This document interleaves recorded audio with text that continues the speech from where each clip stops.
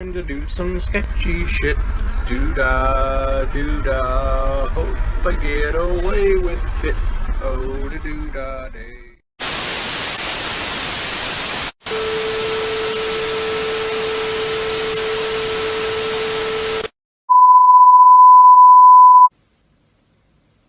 This town needs an enema.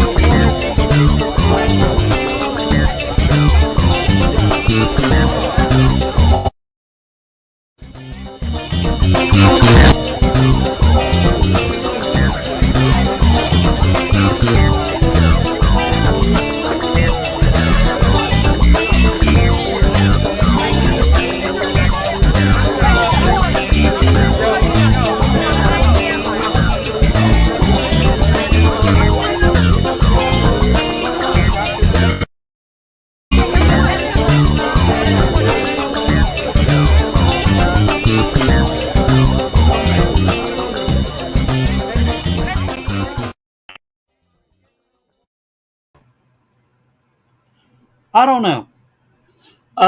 Welcome to Stupid O'Clock, everybody. It's Joe, John, Dan, and, of course, Lewis. When it was just you on the screen, I could still see the donkey's ears behind you. Wait a minute. Do what? Take everybody. When it was just you on the screen, up like that. Yeah. When it was just one person, you can see the donkey ears in the background. Yep. Yeah, that looks natural. Yep. Yep, and I don't know what you used to re-edit the original opening, but it kind of messed with the sound on... Yeah, I saw that. I'm going to have to find a better copy. I'll have it by next week.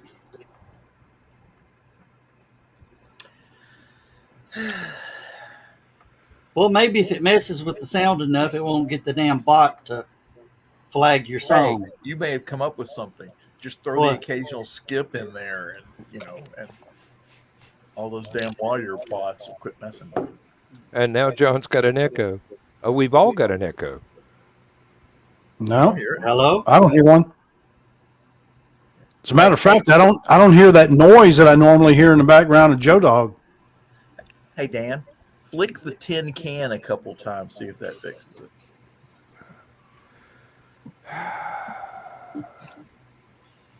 Oh, boy. Let's be Now nice. it's awkward. Let's be nice. Should we break the news to Dan at what EPB is doing?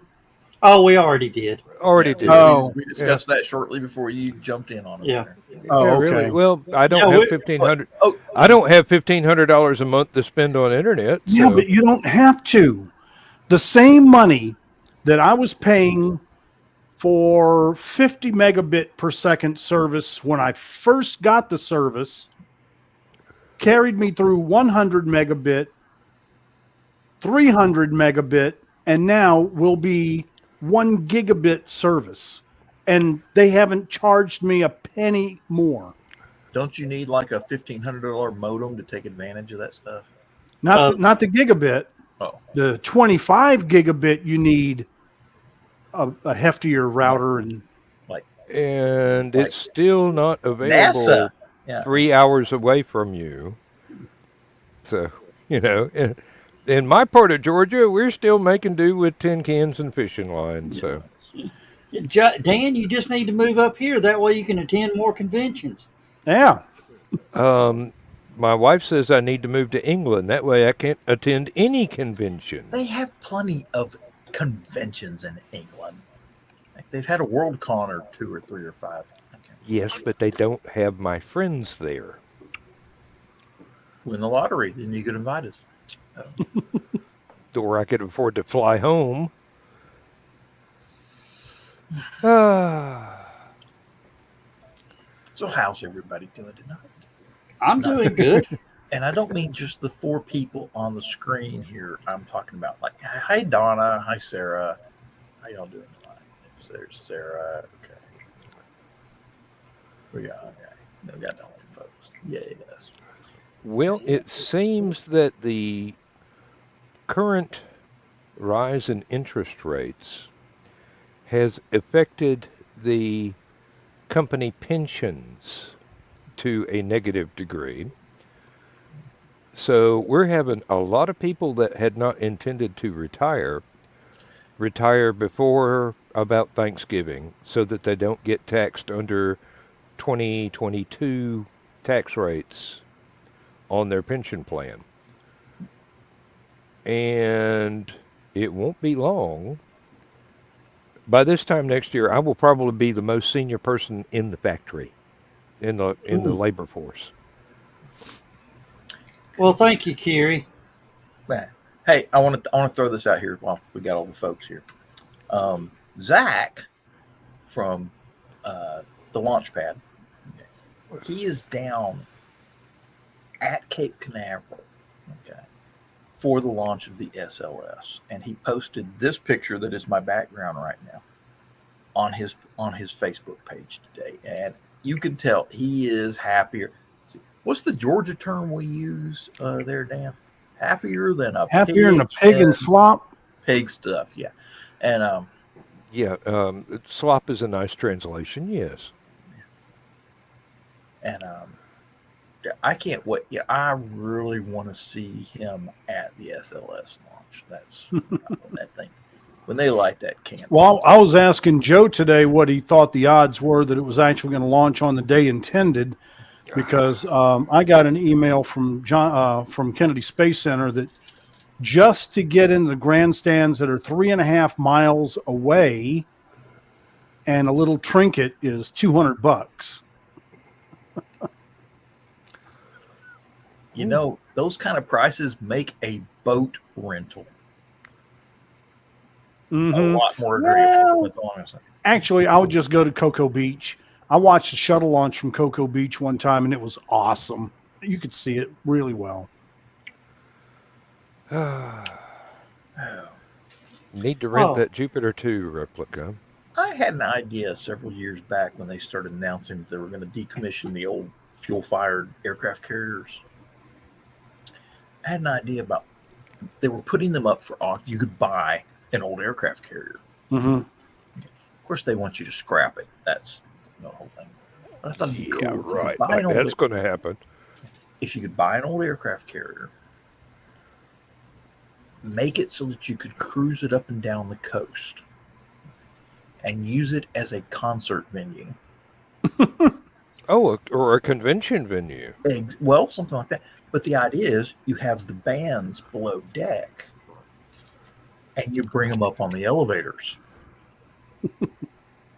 Be a hell of an entrance. It is. And you know how big those damn elevators are. I mean, You really? Bye, Tim.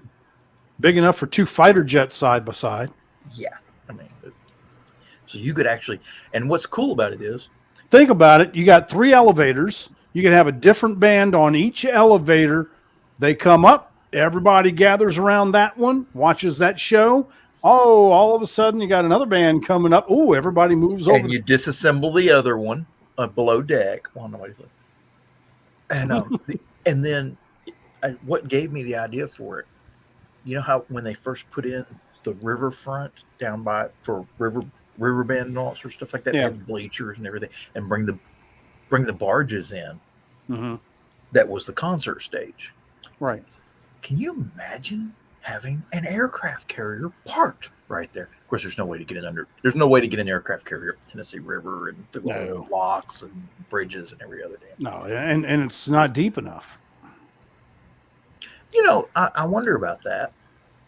Draft on an aircraft carrier is probably in the neighborhood of 40 feet or so. But if Yeah. you don't have anything on it, if you don't have any fuel or fighters or all, It's still a pretty heavy Yeah. piece of metal. It's still going to draw an awful lot of water. Pontoons. Now, as far as retired aircraft carriers go, the thought that I had was that the old Enterprise, the nuclear Enterprise, I don't know why somebody didn't take the flight deck and just cut it up into little 1-inch cubes and sell those to Star Trek fans for $100 a pop. Somebody could have made a literal fortune. Apparently, there are a lot of people that want to see it become a museum because Yeah. it was a one of a kind aircraft carrier. Right. Yeah, There it is was no other aircraft carrier like it. literally in a class of its own. Yes. Mhm. There is a special badge you get for being a nuclear operator on Mhm. the Enterprise Oh, because they had 8 small nuclear reactors. In Yeah. most every other nuclear aircraft carrier or every other nuclear vessel in the U.S. Navy only has 2. right. Mm. The Enterprise, this goes back to Hyman Rickover. He said, we can't screw up when we're building a nuclear navy because the first time we screw up, we'll never have a nuclear navy. Yep. And Now, imagine if they took that and kept it in commission and had it going with hospital ship like Hope. Go someplace where there's an emergency. You got instant electricity for a huge number of onshore. You Right. just had to run wires. Really big wires, but just wires. big wires. Yeah. Mhm. Hey, it would make a great hospital ship. In and of itself, yeah. I mean, Hey. it'd be humanitarian service right there. Yeah, how many Black Hawks can you drop on the deck of a air carrier, Lou? Blackhawks Probably on land a 12. Nimitz class carrier, probably a couple of dozen. I don't know if you do a couple dozen because you got to have space, for the blade. Yeah, you got to have space for rotors, but I mean, if you just plop them down there to transport them, a couple of dozen. I mean, I'm talking about in and out on hospital flight. You can have at least 6 at any given time for sure, because I've seen that. Just hit the deck. And they're not Blackhawks, they're Seahawks. Thank you. Yes. Well, Black Hawks make better ambulance, air No, ambulance. no, they don't. Seahawk and Seahawk- Blackhawks, the same thing. They're Oh. almost identical. The only difference between a Black Hawk and a Seahawk is the Seahawk has that excuse me, has the big landing wheel in the back instead of the tail wheel that the Black Hawk has. And the tail can fold up on the Seahawk. The Black Hawk doesn't do that. Well, that's Other so than you can pack it down under the. Yes, exactly. And it's got instead of having the little itty bitty tail wheel out at the end like the Black Hawk does, it's got this really big carrier landing wheel. And the reason is they have this landing method for small ships like frigates and destroyers that when they're coming in and the waves are rolling over and the ship's doing this and just all over the damn place, they drop a line, steel cable. They drop it down to the deck ship. Guy grabs it, hooks it to a winch cable. Reels it in. And they reel the helicopter into the back of the ship while it's doing all the bouncing and everything like that. So it's Why do I see some old guy with a fly fishing rod strapped to a chair going, I got this one. sounds Let it go, funny, skipper. but somebody has to run that winch. Mm-hmm. And they have to get the helicopter in close, and then just as the ship does the right maneuver, hit the button and yank that sumbitch down to the deck.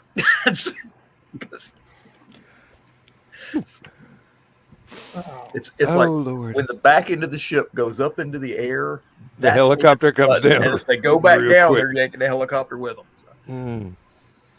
It sounds kind of frightening for whoever's flying the helicopter. Can you tell that I It's had no friends- picnic for anybody on the flight deck either. Yeah. Can you tell that I had friends on Oliver Hazard Perry class frigates? Oh, Well, I was on a Knox class frigate. Now, did they have a helicopter deck? Yeah. Oh, really? I didn't know that. Mhm. We had a Sea Sprite helicopter. Okay, the old Old Lamps. Lamps 1. Yeah. They have a Lamps 2 made from a Black Hawk, so that's or a Seahawk. For those of you who don't know, Lamps is the helicopter that has the really big radar under the nose and can drop torpedoes on submarines. And can drop sonobuoys. Sonar buoys and has dipping sonar and the whole 9 yards. Yeah, it's a sub-killer. Our ship had extreme sonar capability. We had better sonar than we had radar because we were sub hunters. Our ship had an ASRock launcher on the forecastle. Okay. 8-bay ASRock launcher. I want to ask you something, but I don't know if it's classified. Well, if it's classified, I won't tell you. Okay. Were your ASRocks nuclear tipped? I can't tell you. Okay, that's what I figured. I can tell you that we used to have to wear rad badges, and our engines weren't electric. Kind of what I figured.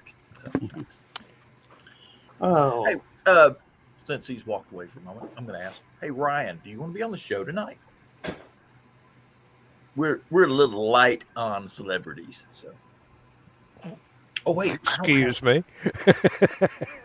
I resemble that remark. Hey, Carl. About time. Hey, Carl. You slacker. There was me at my radar.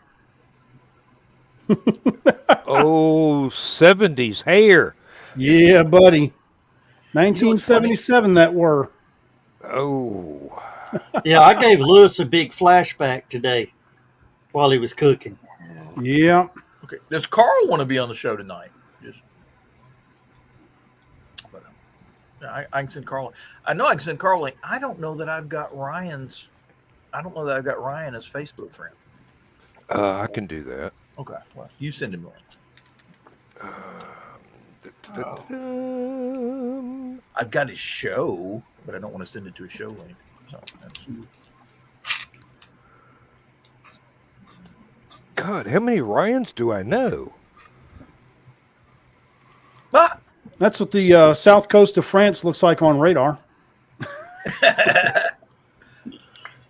I am. Hey, Zach, I am really so happy for you being down there doing that. I remember the last time I was standing in about that same general damn area. I was kitty. Well, I was a schoolboy now that I think about it.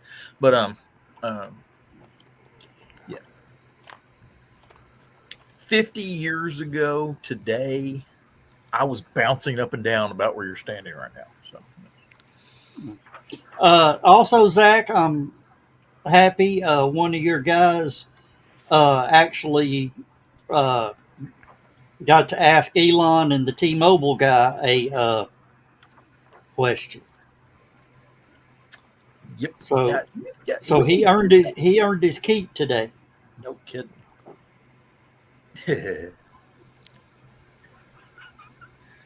Quite a difference. Yeah, what the hell happened? What is it? Nuclear accident or something? That's Decades. yeah, okay, that's Decades happened. He discovered good cooking. Yeah. Yeah, I were a lot laugh thinner about then. that. That's one of the reasons I started cooking is because I spent all those years letting other people cook for me. Not that it was bad cooking, just left something to be desired. Oh, what? If y'all would decide who's going to punch the buttons, it'd be a much smoother show. Probably. Yeah. Hello. Hey, Carl. I got my cup tonight. Oh, look what he's got. I need to get me one of them. Yeah. What? Pour some booze in it. The show the coffee cup again, Carl. He did not see it. Oh. Stupid o'clock mug. All right. No, And don't waste time putting coffee in that. no, I'm putting bourbon in it right now. Irish coffee. There you go. Oh yeah. Lewis, you heard me talking about the new T-Mobile announcement today. T-Mobile has teamed with SpaceX using existing phone equipment, the phone you've got now, will be able to connect to the Starlink satellites next year. Well, actually, Wow. probably 2024. You will have 0 dead zones worldwide for messaging. Sweet. And it won't cost you anything more. And they're not going to charge any extra. If you're a T-Mobile user, it'll just go out over the Starlink network. So every Starlink satellite is now a cell phone tower. Okay, so right now with T-Mobile, if you drive between Chattanooga and Cleveland, you lose a signal. Yeah. But they're going to communicate with satellites. Yes. Yeah. That's a good one. Well, the thing is, the main reason you don't have T-Mobile coverage in that area is the damn hills and mountains. Yeah. And a satellite comes straight down. Yeah. All right. This is what I've been looking for. That was our Sea Sprite helicopter. Lamps That's one. pretty. Hey, hold the nose of that thing up closer to the camera. That's see the big radar dish underneath the nose there, right underneath right in front of the 24. Yeah, that was the thing that was like 110-mile range and would look for ships and submarines and periscopes and dancers and everything else. Everything else the Navy found important. Mermaids. That was our ASRock launcher, 8 bay. Whoa. Yeah. We don't have any nuclear warheads anymore, but we do have the radiation trifoil on the front of all the It was a small ship, but we were armed to the freaking teeth. We had the 5-inch gun, we had the 8 bay ASRock launcher, and we had Mark V torpedo tubes, 2 on each side. What did they have for surface to air? Didn't they have Sparrow or what's that? Didn't have any of that yet. This was late 70s. So we didn't have a Phalanx. We didn't have a few of the things that the smaller ships can have now. But I will tell you, the torpedoes that we carried Glow in the dark. Yeah, packed quite a punch. I mean, we were sub killers. That was our job. You know, you can't see it on the picture, but under that very, very aerodynamic, sleek bow was a big ass radar dome. Mm-hmm. They had this thing, Special Forces had them, and it was a backpack nuke. Mm-hmm. And it was a special munition atomic demolition. And I can't remember the actual nomenclature for the small mark of warhead that went inside of it. But it was like traveling around with a backpack with a half of a 55-gallon drum in it. And the drum was the casing to protect you from radiation and stuff like that. So they all trained at carrying this thing, and they had a dummy, like a lead weight, that went inside of it to simulate the nuclear warhead. And the way I know this is they had to turn them in when they quit using them. Well, I didn't have anything to do with any of the nuclear warheads, but they had to turn all this crap that went with it in, and it was all secure. So they needed people's security clearances to basically help them move the stuff around, even though it was all basically training equipment or devices for arming and things of that nature. So, Yeah. And then somebody had to drive it out to the airport, where a very slick-looking C-130 picked it up and flew it out of Germany. So. Quickly, before anybody else could get a hold of it. Yeah. How's it going, Captain Carl? Pretty good. How are you doing? All right. I had to put that on so nobody would get blinded. Overhead light, you know. Oh, well, okay. Yeah. You need to get you like a little light set up. I do. I just didn't have time to get it all turned on right. Hang on. My light setup is a couple of grow lights that I adopted from a hippie. Oh, okay. Oh, there you go. Better. Much better. That's what I use when I do my green room and all that. And, There you go. yeah. See, I got lights from both sides. Just a couple of cheap lamps from Menards. Oh yeah, that was here. Look out. Yeah, I heard she was on a certain show, a late night show, a couple times. I watched. Yes, I do believe that is true. I think some people thought I was going to try to make her behave, but I've been 35 years, just about. So. We have a better grasp for the laws of physics than that. No, Not happening. Joe the other day posted a picture of the different mortar systems firing, Yeah. Yeah. and they showed a French mortar system, and it fired 120, the 120 round. They showed an American system, it fired its 120 round. Then they showed a Russian system firing a 120 round. That thing jumped Bouncing all over the place. And he was asking me, "Is that normal?" I was like, for them, yeah. "Well, no, that is actually normal for quite a few mortar systems, depending on how hard the ground is." Oh, I thought it was something about the anchoring too. You know, they weren't anchored. That's part of. Yeah, they got these big base plates go on the base of the mortar, and that's what soaks up all the ground. There's two kinds: sheet metal and cast. Mm-hmm. The cast ones usually have vents in them, so that when it fires, the air can get out from underneath it. Right. Yeah, I've seen those. Okay. The sheet metal ones, not so much, especially if they're big fat. And we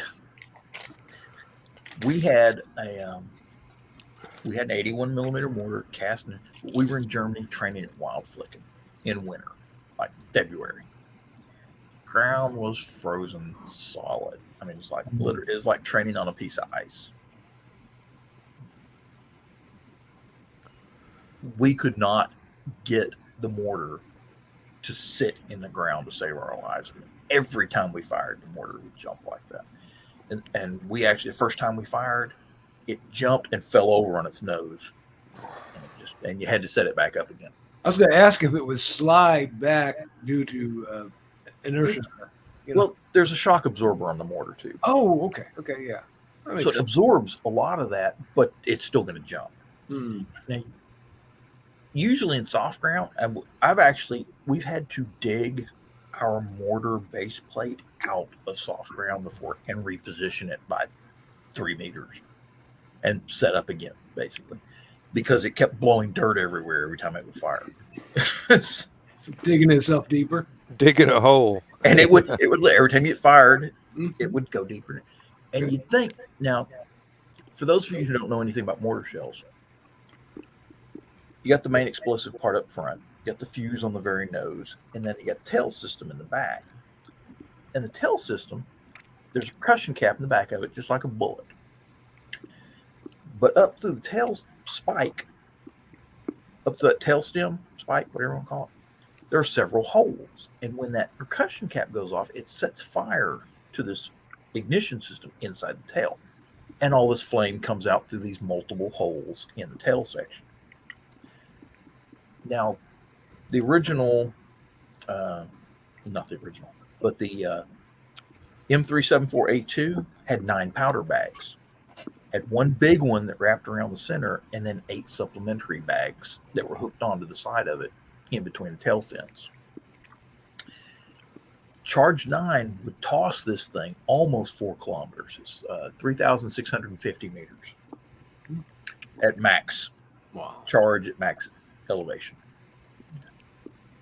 When you wanted to lower the range, they had a charge book, and you could pull charges off of it so that it wouldn't have as much flight time when you fired it, so it wouldn't hang in the air as long, and it would hit the target quicker. Wild Flicking, you usually fired right around charge 3. So with charge 9 round, you pulled 6 powder bags off every round you fired. And you'd think that a lower powered round wouldn't make the mortar jump as much. Quite the opposite. A high powered round would have set that damn thing in the ground like nobody's business. The lower charge rounds tend to make the mortar jump more. So now They're still using that same basic round, but they've changed the fuse. They have a new fuse that's got 4 settings. The original one had 2 settings: super quick and delay, and just a big knob on front. You flip it from super quick to delay. The new one has super quick, delay, proximity, and I can't remember what the other one. It's got 4 different settings on it. I've never gotten to use that one. Very called high oh shit. tech. It's called Oh oh shit, shit. the oh shit button. And it's the same basic mortar round, except that instead of using the 9 charge bags, they have what are called donut charges. And it's this neat little plastic thing that's a half moon. Looks like a donut with slice in one side. And there's 4 of them. So instead of having charge 0 through 9, they have charge 0 through 4. Quicker to engage it. Well, the problem is, we used to have smaller ranges, so we could really cut the charge down so it would have less hang time. They don't have that option anymore. They only have 4 different hang times. And charge 0, if you take all of them off and just use the shotgun shell charge that's in the center, toss that thing max 400 meters. Minimum 50. Well, I say minimum 50 meters. You could literally drop it on the mortar site if you really wanted to. I mean, it's that, yeah. But it's a glorified. Don't fire until you see the whites of their eyes. You do better throwing the round at them at some time. Yeah. Catch. I didn't post this one video, John, because it was a little graphic. They got to drop the mortar, Blew his thumb off. didn't take his hands away. Yeah, I've seen that one. It's not an art, but there is a way to drop a mortar shell. And a way not to. Yes, you hold the mortar shell right about where there's a ring that's the pressure ring. You try and hold it right above that. You take the tail end, you put it in the muzzle, and you put it down as close as you can to the end of the muzzle. And when you go to drop the round, you pull both your hands away at the same time down the side of the barrel, And The try to idea spin is- away. and you duck your head away from the muzzle of the weapon. The other trick is don't hit your helmet on the muzzle of the weapon when you do duck away. Don't laugh. I've seen people knock mortars over doing that shit. I'm sure. The other trick is to get somebody else to do it. It's not that hard if you know what you're doing. It's just like a land. Everybody talks about stepping on landmines. Don't step on them.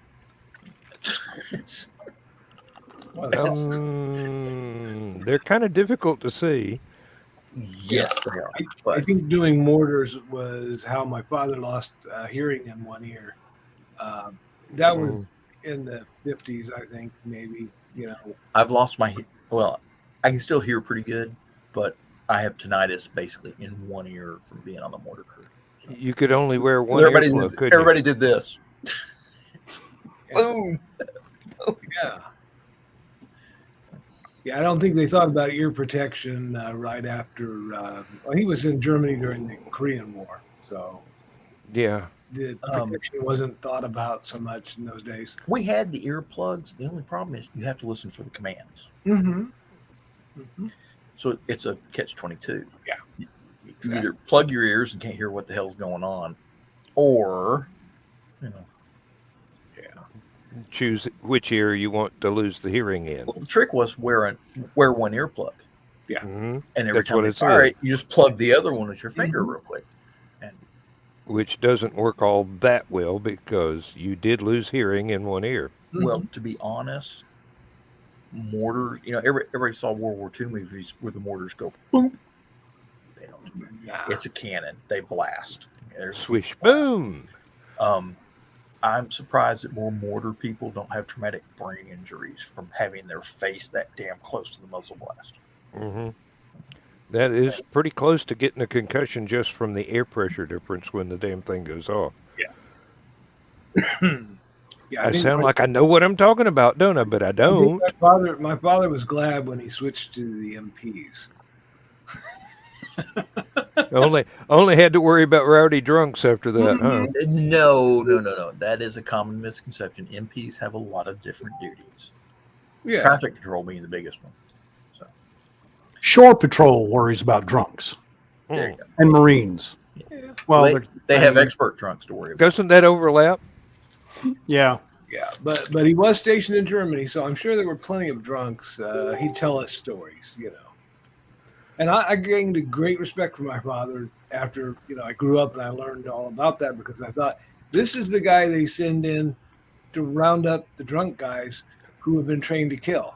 You know, I mean, you know, you got to be brave to do something like that, you know? The thing is, though, once they're drunk, Yeah. they're not so much trained to kill anymore. Yeah, they forget that shit. Lose your efficiency pretty quickly. John, have you seen the video? I think it looked like it was, you know, one of the South American or Central American teams training to doing mortar training. It was the little bitty mortar, the little bitty 60 mortar, and they were out there, and it whatever happened, the charge didn't work, and it literally fell out like 3 feet in front of the mortar. And everybody takes off running, which technically is the misfire procedure. Uh-huh. I hope so. Now, on the 81, something like that happens, you yell misfire, everybody runs except the gunner. What does the gunner do? He jumps behind the mortar and kicks the barrel 3 times as hard as he can. Now, if it's already left the barrel, you really don't need to do that, but the misfire... It makes you feel better. The misfire procedure does say first thing you do, kick the barrel 3 times. And the idea being to loosen the shell so that it goes down his firing pin. It's a static firing pin. So once it slides down the tube, it's a firing pin, fires around. Except for one mortar, which does not have a static firing pin. We got this little 60 millimeter mortar, which has a selector lever. You can set it for static or you can set it for trigger. And it actually has a trigger bar on it for firing the mortar.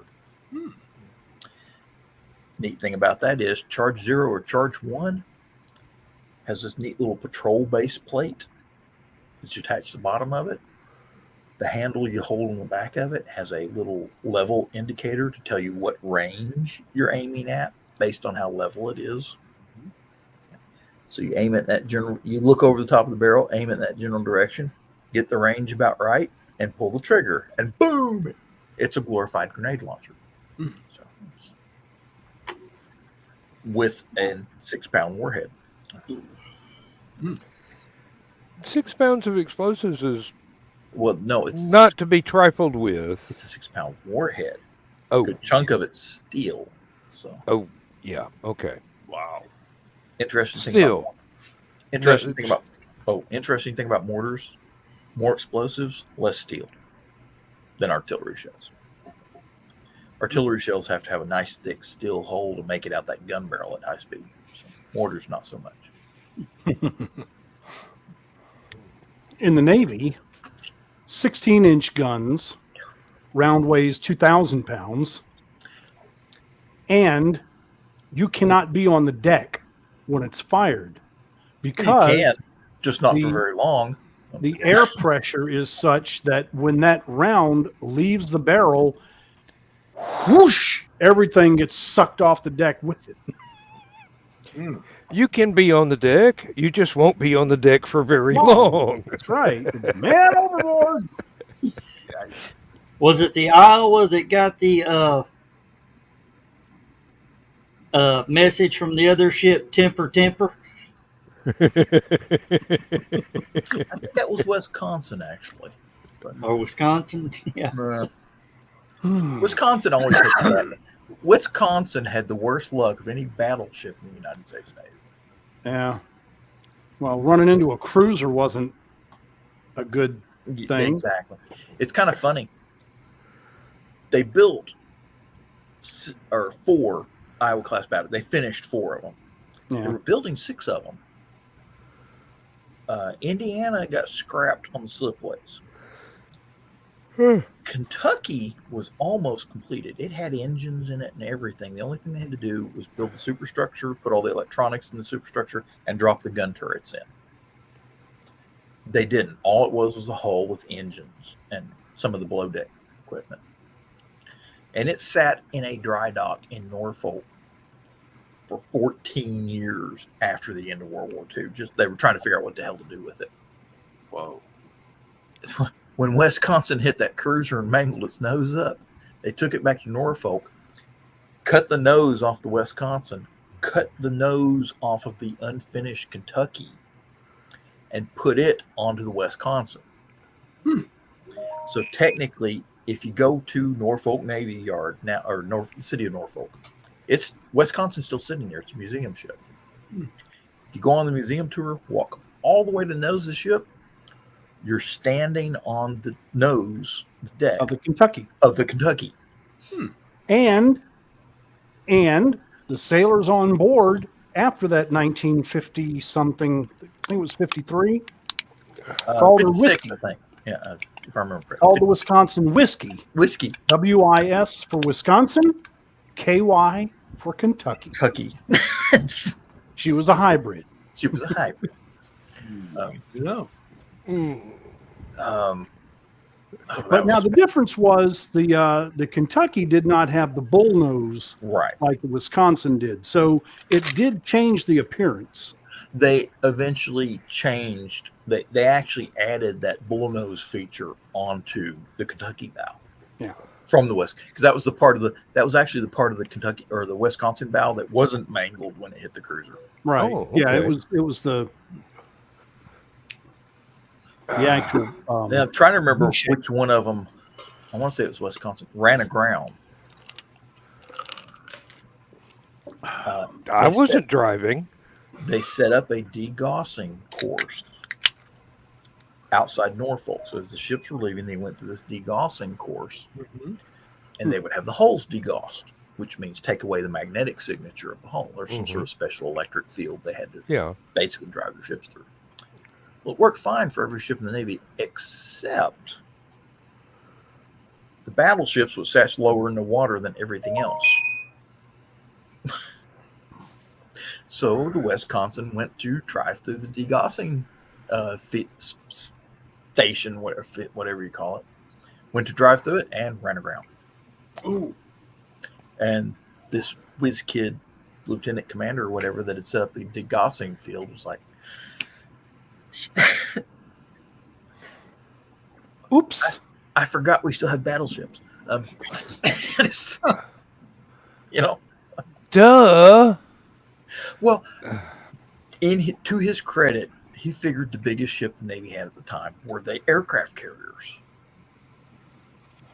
And he had said, and basically he charted the whole thing, said, yes, an aircraft carrier can make it through there, no problem.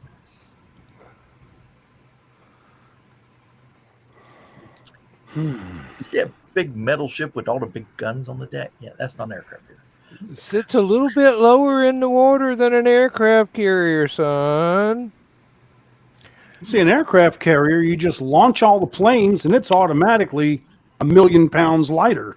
And then once you get past, then you land them all. And The trick is to keep half of them flying at one time. that myth was busted and you know it. Hey, Joe. Hey, Joe, thanks for the like. Appreciate it. Let's see. Now, this was when I was younger. I was like 10, and we went to Jacksonville and went to across that bridge in Jacksonville, and there was an aircraft carrier underneath us. Yeah. Mom started freaking out. Why? Carl, you know why. Well, You know you have to take a detour around that bridge. technically, when we go visit Lindsay's oldest daughter up in Virginia, there's a fair chance that at one part of the drive there might be an aircraft carrier overhead as we go through a tunnel. Chesapeake Bay Bridge Tunnel. It's awesome. No. I was taking my brother to his first Marine duty station at Norfolk. He was going out to the aviation detachment where all the helicopters were. He was a helicopter mechanic. So we're driving out there. And we go up. We came in from the north part of Norfolk, and you come down through there, and you go out on the bridge, and then the bridge turns into a tunnel. Uh-huh. Go through the tunnel, and then come out on the other side on a little island, and there's another bridge.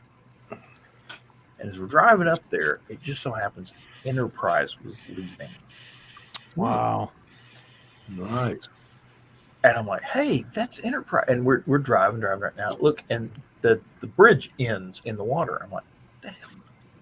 And of course, they have something similar like this in Alabama too. But so I'm gonna use it's kind of cool. You're driving right toward an aircraft carrier.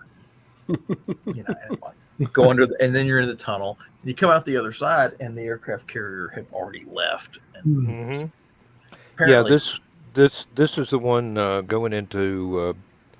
Eventually gets to Hampton, Virginia. It's probably the same one that Lewis. Same was one, talking yeah. about. Hampton's Yep. north end. Chesapeake Bay Bridge Tunnel. Mm-hmm. Is that it? Yeah, Chesapeake Bay Bridge Tunnel. I've been through it a few times. Yep. It's kind of funny that it feels like the bridge part is like right on the water. Yeah, it's And not a there's very a- tall bridge. Yeah. It's a 55 mile an hour road, and Yeah, If the it's track- just high enough off the water so that pleasure craft can go under it. Anything commercial traffic or military goes Has to over go to that center the section, tunnel yeah. portion. mhm. Donna, Well, mark that as one you won't go under. if there's any of the automobile traffic on that particular part of the bridge that travels less than 95 miles an hour in a 55 mile an hour zone, I have yet to see it. It's If kind of a you long, try boring if you drive. try and do 55 through there, people are going to run into the back of you and push push you out of the tunnel, you. yeah. Oh, so it's 285 north. Pretty much. It's actually 285 doubled. And that's what we're talking about. Yeah. Wow. This is the Hampton Roads area and Fort Monroe. And you can see where the bridge comes out to the tunnel area and it Mhm. disappears. This section here is where all the ships go through. Uh-huh. And here's where the cars come back out from underneath the water onto the bridge again. And That's over a here's all the steep aircraft. incline coming back out of that. Yeah, thing, now too. that's interesting is comparing the size of the aircraft carriers to that gap. Mm-hmm. There's the Hope, or one of the hospital ships. Yeah. All right, that's not the one that I was talking about, though. Oh, really? There's one that's farther north that does it Oh, two that's times. the Hampton Roads. You're talking about Chesapeake Bay, Yeah, I'm talking about Chesapeake Bay. which is Yeah, up near Hampton is Philadelphia, the isn't one it? I was talking about. Right? Well, you can't see where I'm pointing, but Give me some directions. to the right, east. Go east, young man. Oh, east. All right, back out a little bit. No, it's going to be over Blue Water. That one. Oh, I saw the Yeah. sign. No, that's Well, the that's border. that's the state border. Here we go. I think that's there we go. Chesapeake Channel Tunnel. Yep. There you go. Yep, that's the one I was talking about. Yep. Hmm. Yeah, you're driving out there and you We think talk about everything's not a lot fine, of and then clearance. Look at that. I mean, he could have an aircraft carrier over him right now. yeah, really. That's pretty close clearance there. Yeah. One- There are guys that attempted that in the Eastridge tunnels and didn't make it. yeah. No, I'm not stuck. I'm just delivering this bridge. Here's your sign. Oh wait a minute. All you can do at that point is let the air out of the tires. Okay, hang on a minute. There's two of them that do that. Yep. There's this one at Hampton Roads, and then there's this one. I didn't know there are two of them. They're right next to each other. Yeah. There's no fuck. Yep. There's Drunk Beach. Mm-hmm. Now, I used to live in Navy housing right about a block from that beach. Really? Yeah, when I was getting close to discharge time, and they let the wife come over. Oh, that is cool. I didn't know the And Navy we had set that up many of the in, damn thing. Yeah, we were set up in Navy housing. Cool. Normally, the 6 months we were stateside, I just stayed on the ship. You know, it's cheaper. Oh, what was it? Oh, yeah.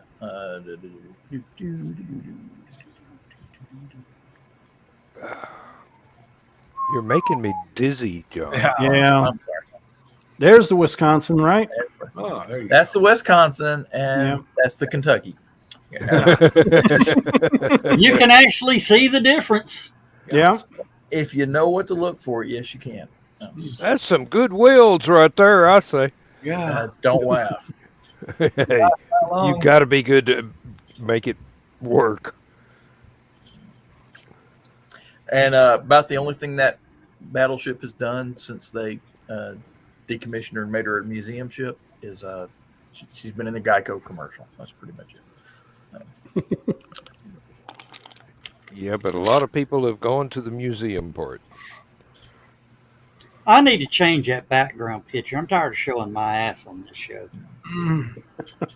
Everybody already knows. That'll never happen.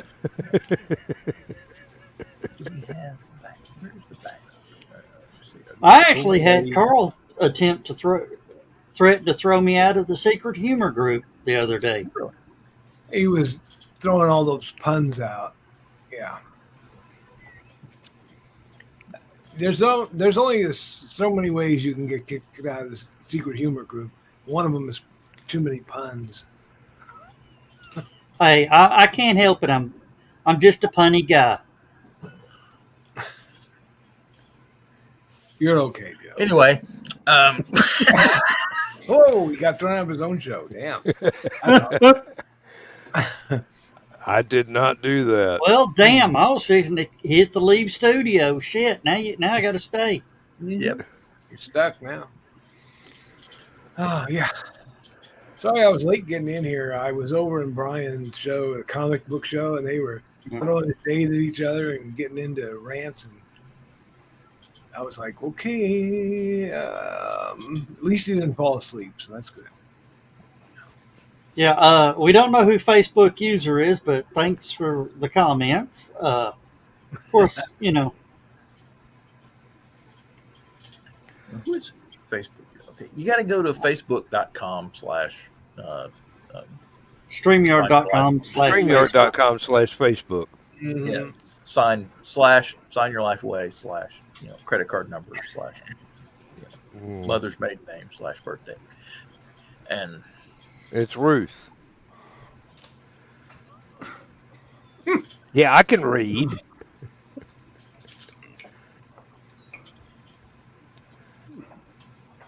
See, this is my next duty assignment. What is that? This is the Carnival Conquest.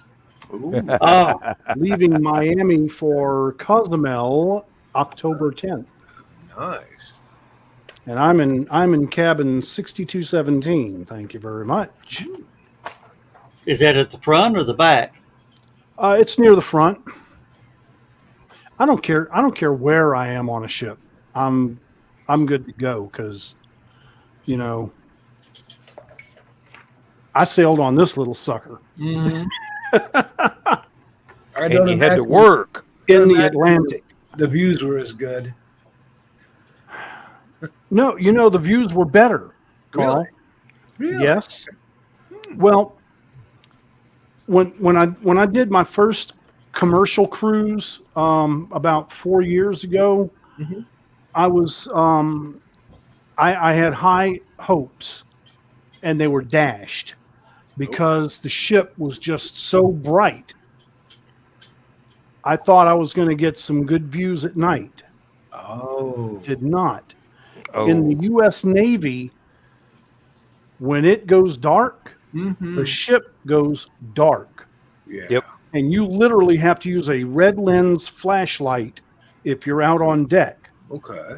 And I would go out on deck and I would lay down on the forecastle, the very front portion of the ship, and I would lay on my back and I would keep my eyes closed for a few minutes until my eyes were adjusted.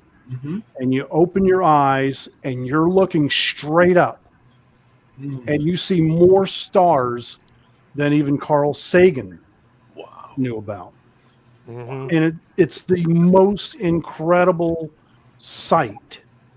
There are a lot of people who do astrophotography, Mm-hmm. but they have to leave their camera lens open for 30 seconds to Yeah. get what you get in the middle of the Atlantic Ocean, just opening your eyes and seeing and being able to look around. And it is from horizon to horizon full of stars. And it's a feeling that I have wanted to replicate my entire life since I've been out of the Navy. And you know, if I ran a cruise ship, I would find a way one night, just To do a one lights night, out. to go lights out everywhere on the ship for a half an hour. Tell everybody, if you want a sky watch, be on deck at this time and find you a spot and sit down, because we're going to shut out every light on board for 30 minutes. Can you imagine shutting down the generator so there's no electrical on board, and shutting down the engine so that there's no, engine noise on the ship, and just coasting for half an hour? That would be pretty cool. Mm-hmm. No, it But wouldn't. the main thing is the light pollution. Yeah. Yeah. And the And refrigerator. I'll tell you, people would never forget it. Oh, I got used to being out on the family farm out in the middle of nowhere back in the 70s. Mhm. And the light pollution was minimal then, Yeah. and on dry land. But what you're describing is even better. Yeah, I mean, because you're in the middle of the Atlantic Ocean or Mhm. any ocean, but from horizon to horizon, zero, nothing in your way. Mhm. Nothing in your, not a building, not a tree, nothing. And you see all of eternity. Yeah. Iraq was you- like that where we were stationed, because we were all in bunkers. Mm-hmm. So at night, we'd turn out the lights so they couldn't target us. Yeah. They couldn't tell where the bunkers were at night. Right. And the only light in the area at night would be, there was a ridge just east of us between us and Iran. Mm-hmm. And on top of this ridge was an oil production facility. And on top of the tower, they had this big flare of gas that they were burning off. Yeah. And this thing was shooting 150, 200, 300 feet in the air, depending on how much gas they had to get rid of. Lit up the whole valley. You couldn't even use night vision. Mm. It was that bright. It's just, Wow. yeah. And Well, that may have been intentional. no, that was just there. It was. They had to do that. It is what it was. But occasionally, whatever they're doing to produce the oil, they shut it off. You'd be sitting out there talking with your buddy, and it was kind of fun to sit out there, because you could actually see everything that's going on around the base, even though you didn't have lights or anything like that. You sit out there talking with your buddy. We would sit up on top of the bunkers in the little folding chairs and stuff, just sit up there, drink, and talk. All of a sudden, that flare would shut off. It's like the world stopped. Just pitch black, and after your eyes got adjusted to it, you could see the galaxy. Wow. You could literally look up and see The the Milky spiral Way. arm of the galaxy cutting across the sky. Okay. Yeah. Yeah. Yeah. I said then, I wish I'd brought a telescope to Iraq, and so I could set it up on top of this bunker just to look at stars and planets and stuff. And I had actually, they had this one at Walmart. It's a Meade telescope, little compact job. Came in a backpack, so you could hike out and set up your telescope and stuff like that. Had the little motor attachment. Oh yeah. You could hook it up to your smartphone or whatever, and it would aim at whatever you wanted to look at and keep tracking it. Yeah. While you're sitting out there. I said, and it was on sale. It was normally about $500. They had it on sale. It was a clearance sale, $369.99. Ooh. That would have been a good investment. I was sitting there looking at that, going, I would love to buy that and pack it to Iraq with, because that could come in tactically handy. You don't have to look at stars with a telescope. And I said, I'll think about it next time I come back to Walmart. And I didn't get back to Walmart for another month. And by the time I got back, they were all gone. So Yeah. I did have one night on the farm. I believe I had just gotten off the tractor, I do believe, and basically I could see the sunset on one horizon and full dark on the other horizon. And all of a sudden, I'm looking up, I'm standing in the driveway, the house is blocking the security light for the farm, and I had just excellent viewing. And I'm looking up, and all of a sudden there's this streak going from east to west like a bat out of hell. Went from dark to sunset in mere seconds. And I'm going, I believe I just saw an SR-71. It was awesome. It was utterly awesome. yeah, I was stationed up at Fort Knox right before the Gulf War kicked off, and I had been reading about the F-117 stealth fighter. Of course, nobody knew any damn thing about them back then. But I've been reading like Popular Mechanics and stuff like that. I was like, that'd be cool. A fighter bomber that can drop a bomb and nobody can see the damn thing. That'd be cool.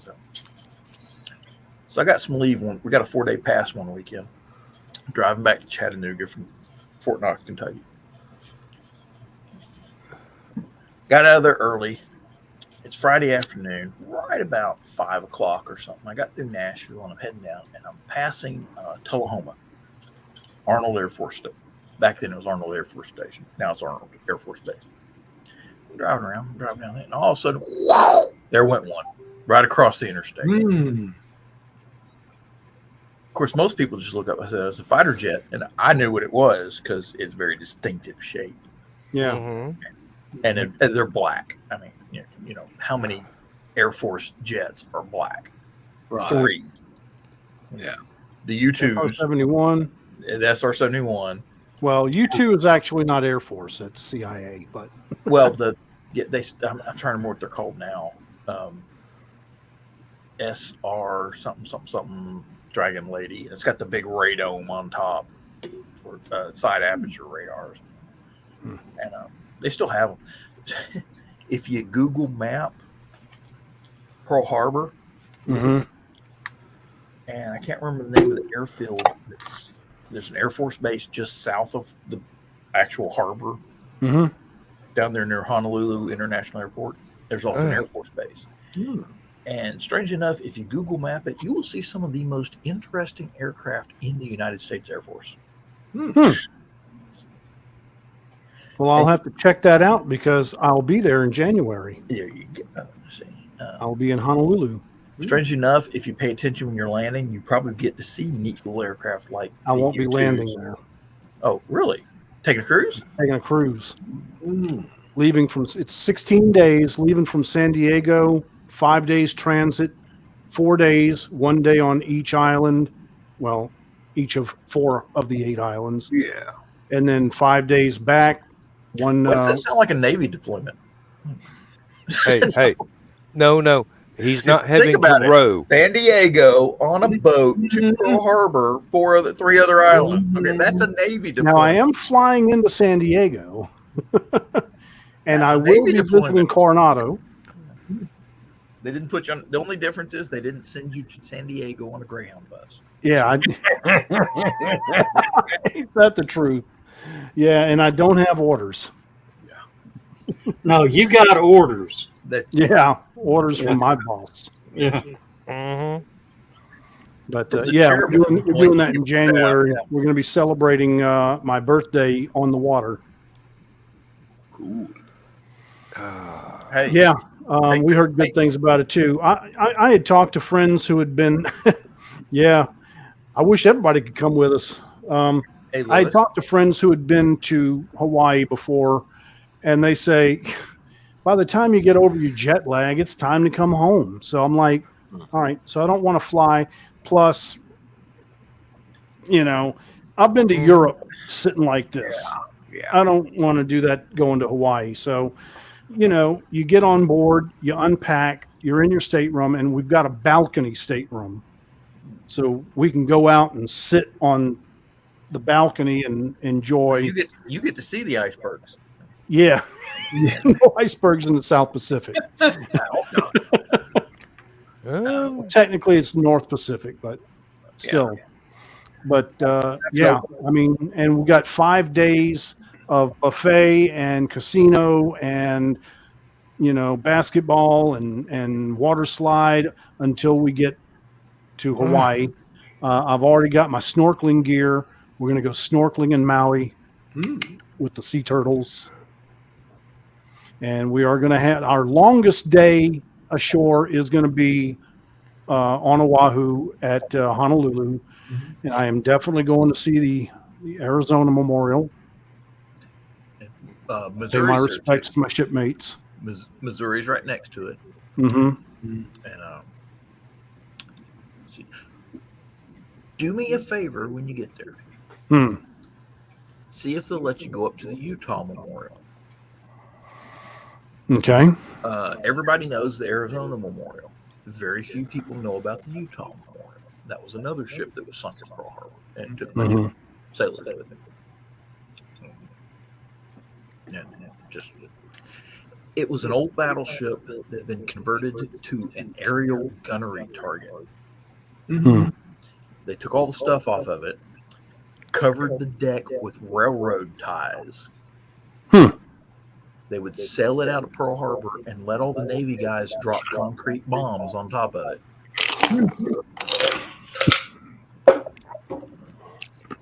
And the bad part was the Japanese didn't realize that it was nothing. They torpedoed And they wasted targeting. They torpedoed it. It capsized, and when it did, all those railroad ties shifted and blocked all the exits. So everybody that was below decks couldn't get out. So I think it went down with 56 sailors from him, and there were several. I can't remember who it was. Actually, managed to. He found a porthole big enough people could squeeze out, and was literally grabbing people, reaching into the dark water as the ship was capsizing, yanking people out to that porthole. And he got a congressional medal honor for that. So, some old chief. Wow. And you never hear anything about it, just because Arizona, got the film blowing up. And then, of course, Oklahoma rolled. That was that big hard-buckling thing where they tried to ride it and patched up all the buckles. And they were going to send it back to Washington to get her patched. I don't know if they were going to scrap her or patch her up. But about halfway there, she hit a storm and sank. After all that effort, to get that ship righted and patched up, and they lost her while towing her. Oh man. Yep, the ocean is nothing to mess with. For sure. Interesting thing about Pearl Harbor: there were 5 Japanese mini subs. Yeah. Now, one of them got sunk by a destroyer outside Pearl Harbor, and for decades, everybody said, "You guys are idiots. You did not take your old destroyer out there and sink a Japanese submarine." I said, "Yes, we did." Says we put a 5-inch round right through the conning tower and sank that submarine. I said, "No, you didn't." 5 decades later, diver found a mini sub right where they said it had gone down, took a picture of it, and sure enough, right in the middle of the damn conning tower on this thing is a 5-inch hole. Only took them like 5 years to get vindicated on that one, or 50 years to get vindicated. They think Didn't they another one spotted- run aground somewhere? They spotted where 3 others were shooting torpedoes. They found all those. They found the 3 that shot torpedoes, battleships in Pearl Harbor. There was one that went way up into the East Block, which is away from the main harbor. It's where they load the ammunition onto the ships. There's a big pier, and all the ammunition comes in. They load. There's 2 of them. There's one for submarines where they load the torpedoes, and nowadays ballistic missiles, and the other one where they load everything else onto the ships. This sneaky little bastard snuck up there, turned around in a lock, and turned around so that he could line up on that pier and wait for the next ship to start loading ammunition and sink. And if you'd sank it right there, none of the other warships at Pearl Harbor could have loaded ammunition. Right. So he got in there, he turned around, and as he got turned around, he got hung up in the weeds and stuff there inside this little slough. They couldn't surface because they were hung up. Right. They couldn't pull out because they were out of battery power, and they basically died there. And just sank that thing. About 3 years later, the U.S. Army and the U.S. Navy were conducting an exercise, and they brought in all these landing ship tanks, and that's where they were. They would put them along the. They would land them up against the ground, drop the ramps, and do whatever they were doing. LSDs. Right, and they were doing these experiments to see if they could put 4-deuce mortars on the landing ship, the landing ship tanks. Put these 4-deuce mortars on them and use them to do shore bombardments with the 4-deuce mortars, 107 millimeter mortar. Problem was ships sway and rock up. You know, Especially small craft like that. Yeah, they sway in 4 dimensions. Yeah. And it was just completely inaccurate. There's no way to throw mortar shells from an Army mortar onto a shore target worth a damn. So they get back, they're all frustrated, and they're bringing all this ammo off the ship and the mortars and everything. And infantrymen being infantrymen were just tossing the shells around, and there was a detonation. And when it was done, 3 of the landing ship tanks, LSTs, had been destroyed by fire and explosion. Oh, Walter. And they sank them there. And the problem was they needed to clear because it was right in front of the ammunition loading area. They needed to clear these wrecks. So they went in, and it's a famous, the East Lock disaster is what it's called. And it was, at the time, it was classified, so nobody really heard anything about it until 50 years later. And a bunch of people were killed, several ships sank, and they had to basically cut up what was left of these ships, load it on the barges, haul it out to sea, and dump it. And there was a lot of unexploded ordnance. So it was a real dangerous kind of thing. So we're using dredgers to pick up all these half burnt up mortar shells and every other damn thing. And somewhere in the middle of all this, they picked up this Japanese miniature submarine, loaded it in with the rest of the burn up crap from this accident, hauled it out to sea, and dumped it. Wow. And there was basically a minor footnote at the time that, hey, we may have found a Japanese submarine. And of course, Navy going, you didn't find no goddamn Japanese submarine. Well, years later, when they went through the Japanese records, and they said, "Wait a minute, they sent in 5 submarines? 1, 2, 3, maybe 4." Yeah. We're missing something here. So, and ever since then, the bad part is they didn't dump any of this debris. They didn't record where they dumped it, Oh. and they dumped it in several different locations depending on which barge went out. So they have no clue where to look for this stuff except somewhere around the Hawaiian island of Oahu, south of Pearl Harbor. Well, that's only like 2/3 of the Pacific Ocean right there. Yeah. Be easier to find the SS Minnow. Hey, that ship. Yeah. But tell me something. Why would a millionaire who probably owns his own yacht charter a harbor tour? His wife. Okay, Love it. you're going to Hawaii with your wife. Let that be a lesson to you. Okay. Yeah. Yourself eating coconut cream pie for the next 20 years. Yeah. Okay. I'm gonna have to head out of here and do the news here in a minute. But something that has been on my mind for many, many years, but my wife and I were discussing it tonight, and don't ask me why we were discussing this. But Dan, you are a science fiction writer. Yes. Something that has always bothered me about science fiction, especially space-based science fiction, and that is everybody uses hours and minutes, days, weeks, all Earth-centric measurements of time. I can't tell you how many times a Romulan ship has come nose to nose with the Enterprise and said, "You have 10 minutes to decide." 10 Romulan minutes, Earth minutes. Come on, give me some guidance here. That's the fault of the universal Please, some science fiction writer must develop a universal measure of time. Give it specific names. H. Beam Piper. Who? H. Beam Piper.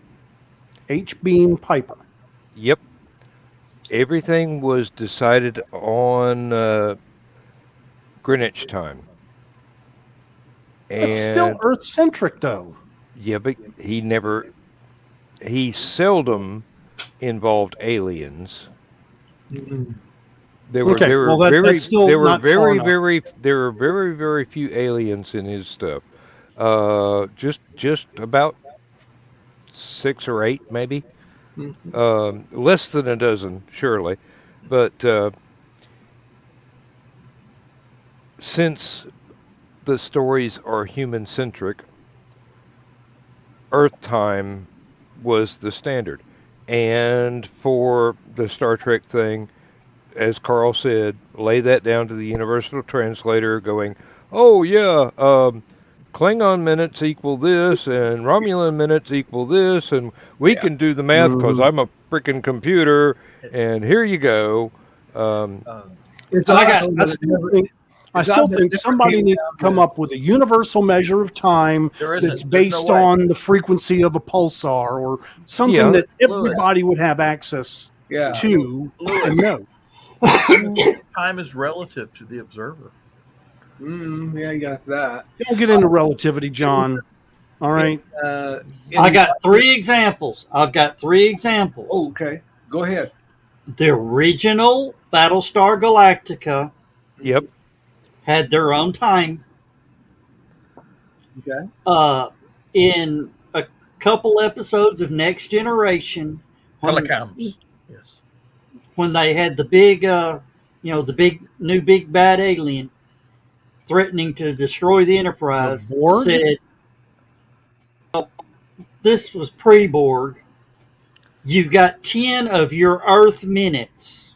Yeah. And then way around it, yeah.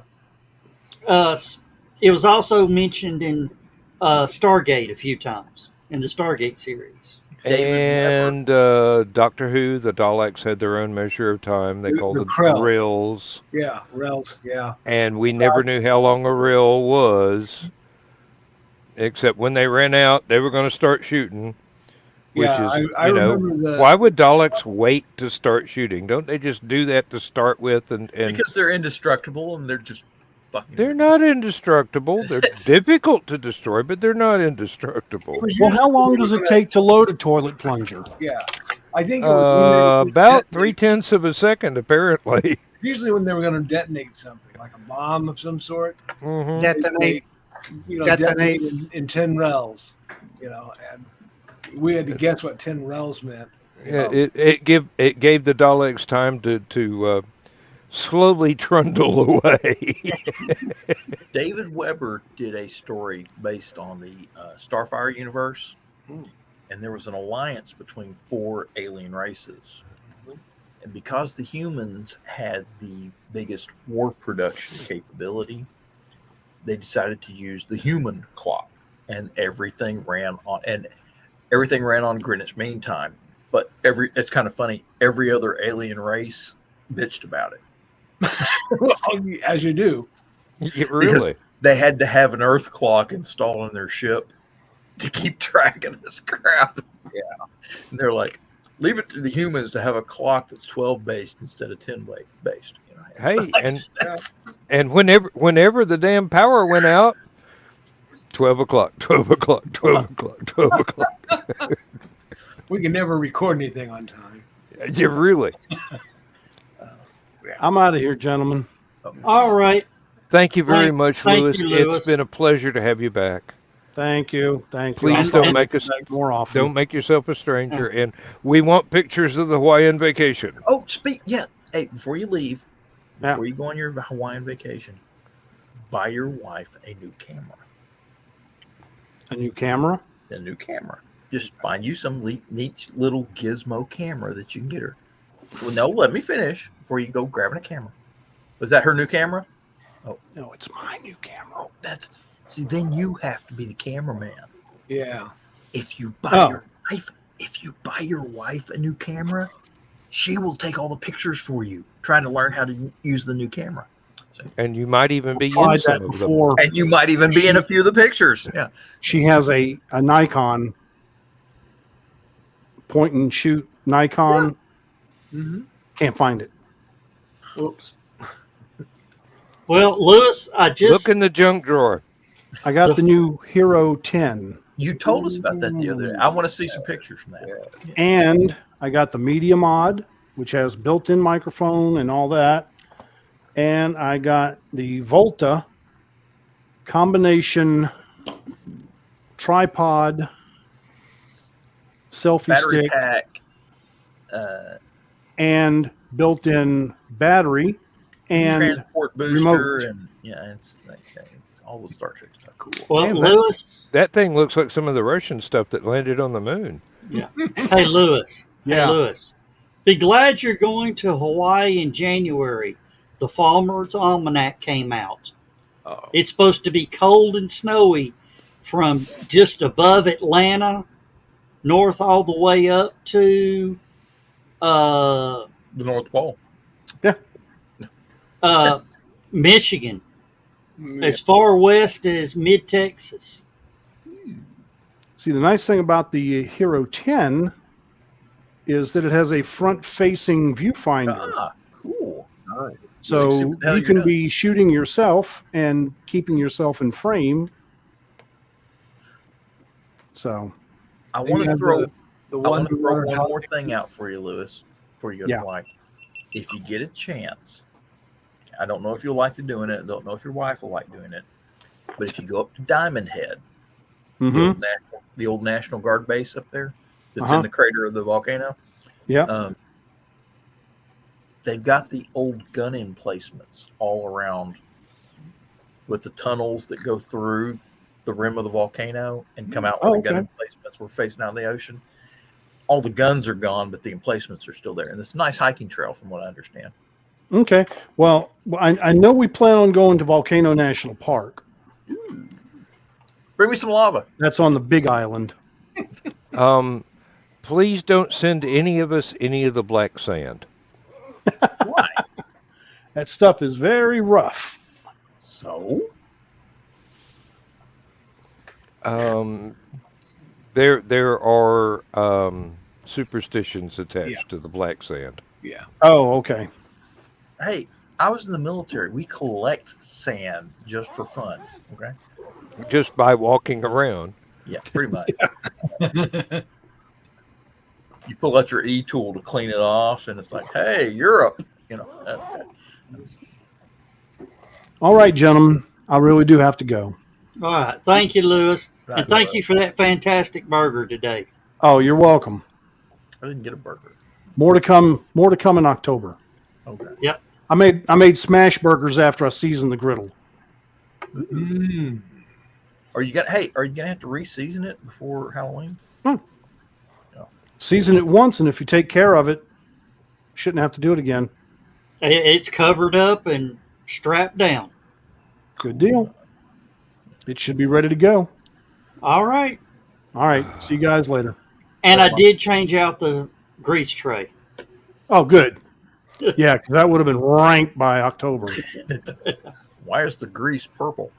Yeah. No, why are there rats in the grease? Donna says, Where are good there night. mushrooms growing in the grease? All right. Good night, Lewis. Good night, Good Lois. night. Nice seeing you again. You need to be on the show more often. Slacker. Anyway, Yeah, Farmer's Almanac is calling for a cold and snowy winter in Tennessee. good. We have Sounds normal. we have a radio flyer sled in the garage that hasn't been used. He was talking about time in science fiction. Mhm. Cool. I was going to get a bunch of friends of mine and buy one of those because they had it at auction, and apparently somebody wound up buying it for $20,000. Mm. Wow. Oh, there was a guy on. Wow. There was somebody on the local Facebook marketplace that was selling. It looked like a pontoon boat, but it was some kind of houseboat. $6,000, Mm. 35 foot, and I'm looking at it and I'm going, nah. Well, up in, I think it's in Virginia now, there's a pirate ship for sale. 65 grand. Galaxy. It's a converted Any Galaxy. Any ship can be a pirate ship if you use it right. Well, this is equipped with the mast and everything. See, Dan, you could have gotten the pontoon boat and put the Jolly Roger up there, and it'd take forever to get to wherever boat you were going to rob. But you couldn't have Yeah, really. I want to get one and do a pirate podcast ship, like they used to have pirate radio. What was that? There was they had these old anti-aircraft towers in England Yes. Yeah. near the mouth of the Thames River. Mm-hmm. Yeah. And there was And a there's radio one- station. I There's can't one. remember that. There's one very close to Lindsay's hometown in Portsmouth. There was this one, and it was far enough out that the guy declared independence. Yes. Mm-hmm. The Called it nation- Sealand. Sealand. That's the one. Mm-hmm. And they had a radio station for a long time and used to play music that was not in accordance with local regulations. Right. Yeah. Mm-hmm. Yeah. And I would love to do something. That would One be night- my dream job right there. Is to one do night something. there was Actually, another- there's one of those that is for sale. Yes, Yeah. several actually. Well, I mean, there's one that's rather famous that's for sale. Right. one of the times they were broadcasting there, and another radio station attacked them and stole the platform from them, kicked them off, put them in a boat, and actually they took over the radio station for a while. So it's a real pirate radio. It was Actually, real pirate pirate radio. raids, yes. Yeah. We were talking earlier about how science fiction and time, and I just wanted to clarify two things real quick. One, all time on Earth, of course, is based on Earth. Mhm. How long it takes our planet to rotate once on its axis is a day. Mhm. How many times that happens while it's orbiting the sun is a year. Mhm. All our time is based on that. I was writing some Star Trek fan fiction several decades ago, and I had this really cool idea that the captain of the starship, from the time that he had been in charge of the starship and he'd gone from planet to planet, visiting planets, stuff like that, every time he went to the planets, he would go down to their local marketplaces or whatever and buy a clock, Hmm. because every planet had a clock that worked differently Mhm. from an Earth clock. And so, after several years of doing this as a captain of Starship, when you walked into the captain's quarters, there were clocks everywhere, Hmm. and they were all different. And he would literally just, all his clocks were like little works of art, and they worked, in like water clocks and um, gravitational clocks and just all these neat little gizmos all over his captain quarters, Let me guess. Dark Side of the Moon was his favorite album. something like that. I think that was part of the problem when they first took sailing ships on this planet. They couldn't figure out. They could figure out their latitude, I think, but they couldn't figure out their longitude. Yeah, they had to wait for somebody to actually build a. It's a big old thing, but it was built like a pocket watch that Mhm. was actually accurate and stayed that way. Yeah. And then you could figure longitude and latitude equally well. Yeah, and then you could tell wherever you were, and that's kind of where we get the I'm at this degree, 45 minutes, 32 seconds. That's where Hmm that comes from. It's that system of measurement based on the clock. And there was actually one of those, and I don't remember if it was a later model or one of the originals that wound up on Antiques Roadshow. Ooh, And they were going, this is damn near priceless. yeah, yeah. But, and the family that built the darn thing are in timekeeping circles, are quite famous. And um, I don't even remember exactly what the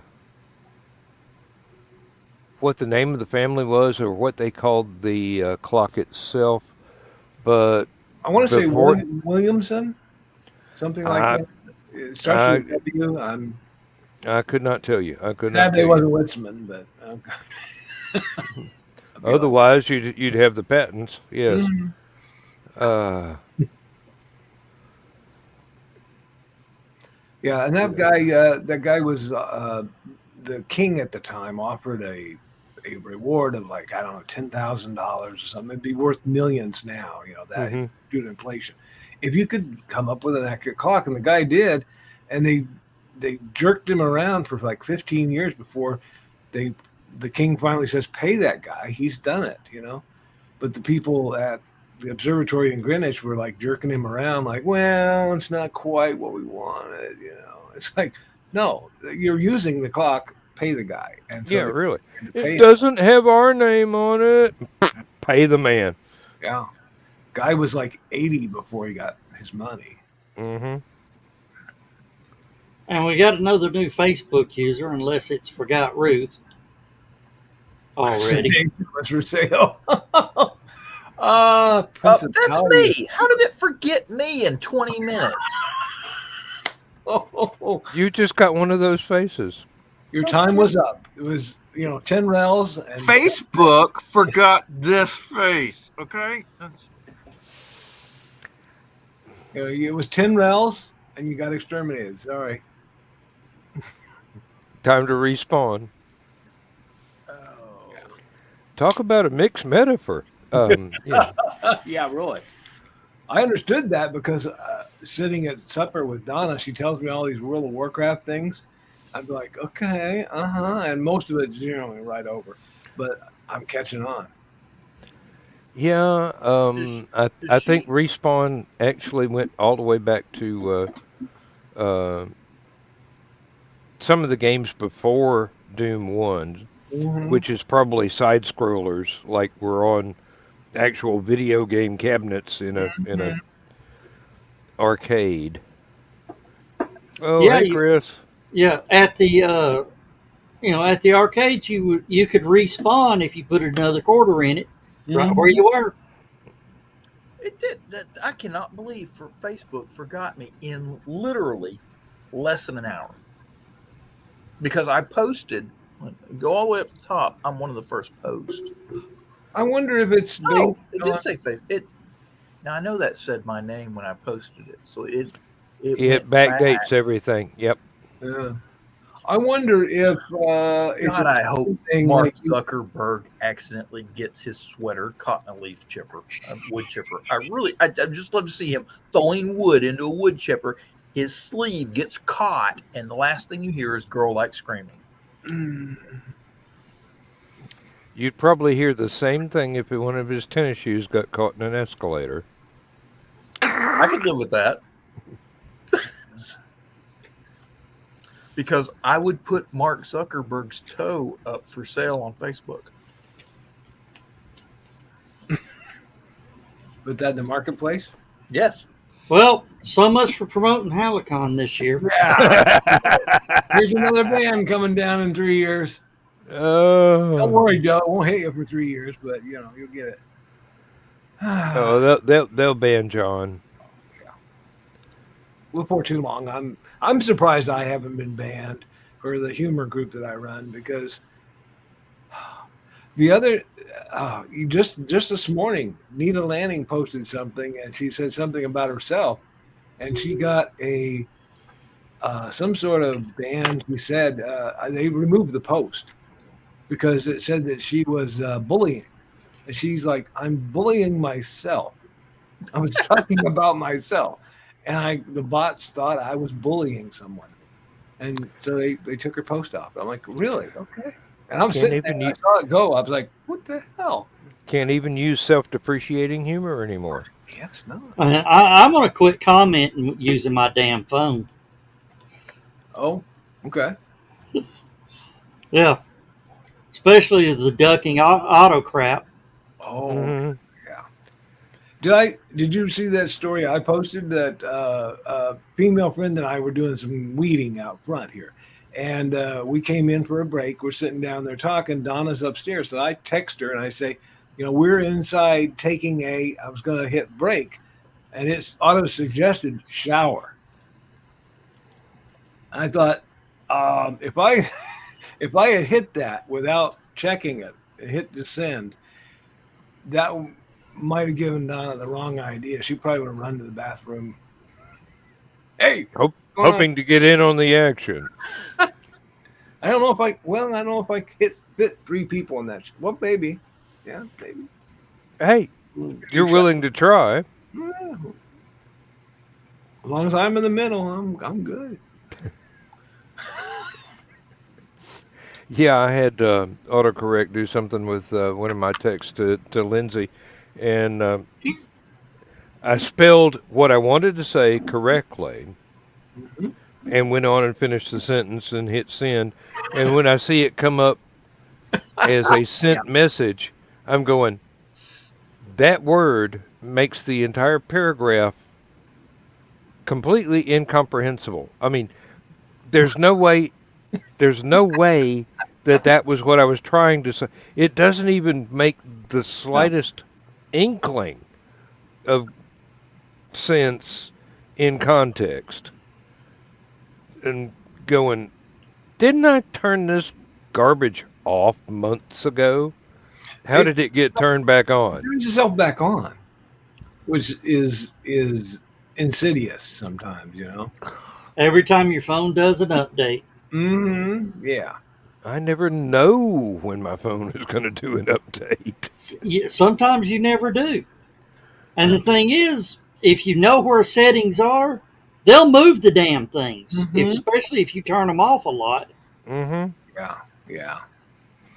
Yeah, I told Donna about it later. She laughed and she said, "Well, I didn't hear any water running." So I'm like, she wasn't like, "Oh, I didn't hear any moaning or groaning or anything like that." No, she's like, I didn't hear the water running, so I knew you weren't in the shower. Okay, cool. My wife's so cool. Oh. Yeah. Yes, John. Hey, John, I wonder if that's just a timeout. Like, okay, you signed up a month ago, and they give you like 30 days exactly to the minute, and then it like drops you. Hey, that's the way the bands do. When you're notified you're banned Mm-hmm. for 30 days, Mm-hmm. you try to do 1 minute before that you got that notification. Nope, Nope, you're still banned. won't do it. Yeah. I'm thinking about filing a class action lawsuit against Walmart because if I'm running their damn cash register, I should get the employee discount.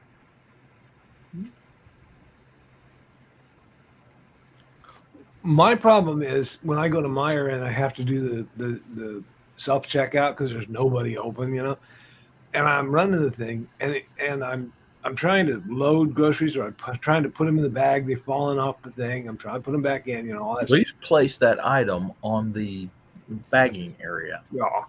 But what I hate is, well, they'll say, "Are you done shopping? Do you want to scan another item?"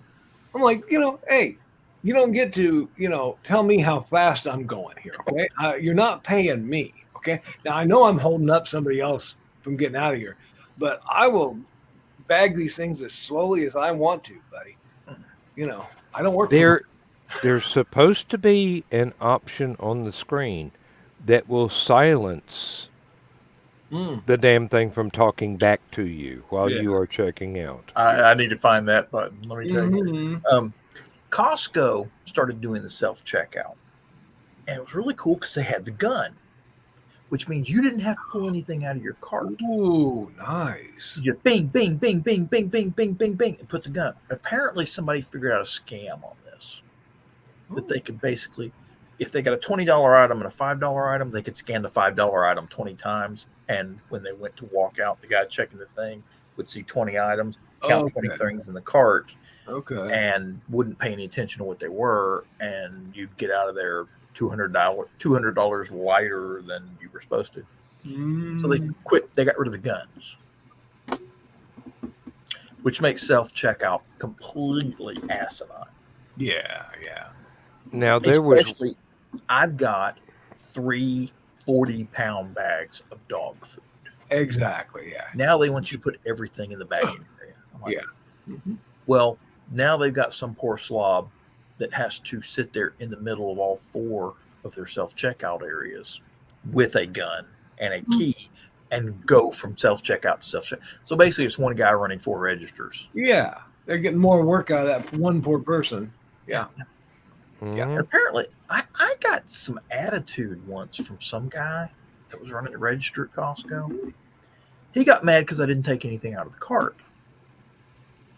and put it on the conveyor belt. Okay. But I had taken everything in my cart and turned it up so that the UPC code was visible. All he had to do was take his little gun and go boop, boop, boop, boop, boop, boop, boop. He didn't want to use the damn gun. He wanted to drag everything across the damn glass plate scanner. Oh. And I'm like, okay, you can be pissed off for the rest of the day. I don't give a shit. Yeah. Like, I'm going to be gone in a few minutes. And yeah, I'm going to be in my car driving down the freeway listening to Leonard Skinner here in about 10 minutes. And you're going to be pissed off for the rest of your life. And you're going to be sitting here for the rest of the day staring at this damn register wondering why nobody, wants to drag their items across your damn conveyor belt. There was one store that wanted Lasers! Boop! It's... Yeah. There was one store that wanted to implement a system where you didn't have to scan anything. Right. You just rolled your cart across the scale and it charged you by the pound. I have not heard of that one. But I haven't. It did not work. Yeah, I was going to say. Now, I can't remember what store it is, but they've got this scanner that you drive through. You drive your cart through it. Right. Yeah. and it basically it scans your phone as you drive to all your purchases through this thing. Scans all the it has something on the purchases that radio transmitter or something like that. Mm-hmm. Tells this scanner booth what you bought, scans your phone, puts it on your credit card. So all you literally have to do is roll your cart out of the store. Amazon. It's, It's Amazon. I don't think she was an Amazon. I think she was just a regular customer. No, Amazon. Amazon's got a store like that. Sam's has an app to where, as you put it in the cart, you scan your phone with your phone, Yeah. and then you don't even have to go through any checkout. You just swipe to pay, Mm-hmm. and out the door you go. I've seen the lines backed all the way up into the aisles, and I just look at it. I come up and look at them, and I walk. Excuse me. I intentionally walk past all these people with my cart piled up, and just look at them, and say, excuse me, push my way, like I'm going to the other side of the store to get something. And then when I get to the other end of the line, I turn around and go out, and I can see people looking at me like, Mm-hmm. you motherfucker. You like that, Joe. You like Yeah. that, obviously. Oh, yeah. It's nothing like having your buggy piled high, Yeah. lines out the back, Mm-hmm. out to the back, and you just ride out the door. And when I get up there, I just hold my phone up, and they take their little gun, they beat my phone, and they beat 3 things in the cart, and away I go. Hey, Carrie. Hey, kid. Doing okay. Oh, 15-minute warning. Joe took Mm. off. I had to do that earlier when I had a sneezing fit. Oh,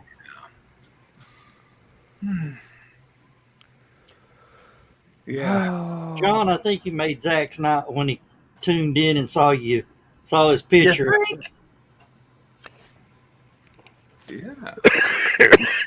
On the cover of the Rolling Stone, no less. Hey, now you give me a challenge. What? I have to do a Rolling Stone magazine cover with his picture on it. Ooh, there you go. I am nothing if not challenging. Ask my wife. I always tell Donna, hey, I'm trying. And she says, yes, you are. Very trying. The peasants are revolting, yes. They Tell me stink something on that ice. isn't new. Oh, Lord, the jokes write themselves. Mhm. Ah, Beauty of it sometimes. yeah. Oh, we're having mandatory harassment training at work. Oh, yes. And I just looked at them and go, we learned I how can harass to the best of them. we learned how to correctly harass people years ago. Yeah. You do it sincerely and from the heart, and it works. You just harass the devil out of them. We had those all the time too, and I was sitting there with a friend of mine, female, and the person that's doing the training says one of the ways that people harass people that they shouldn't is animal noises, and we weren't thinking like people that were going like wolves or like big cats and we were thinking, we were thinking owls. Hoot, hoot. So from then on, Hooters. after that training, when we saw each other in an office, we'd hoot at each other. But we were nearly Well, kicked out of the sexual harassment training for laughing. We were down. well, that's the thing. The focus is on sexual harassment. It's not on bullying, which is much, much more common in the industry. For sure. And I'm going, there's about 7 people here that have been working here for almost 50 years. And if we could have complained about being harassed by these bullies, they'd have been gone 45 years ago, Yeah. But no, we have to worry about something that usually doesn't even happen. Yeah. We were getting ready to go to Iraq. We're in a light combat engineer unit. Back then, combat engineer units, being combat arms, didn't have any females. Mhm. But the new army decided that we needed a mandatory Mhm. sexual harassment briefing. Sure. So they got all of us in this big briefing hall, and this female major come in and talk about sexual harassment. We're like all looking at each other like, who the hell are we going to harass in this room? Okay. So, It Neil and Bob. could actually happen though. I had a cousin that was in jail, okay, for another offense. But while in jail, he was poking another inmate in the behind with a broom.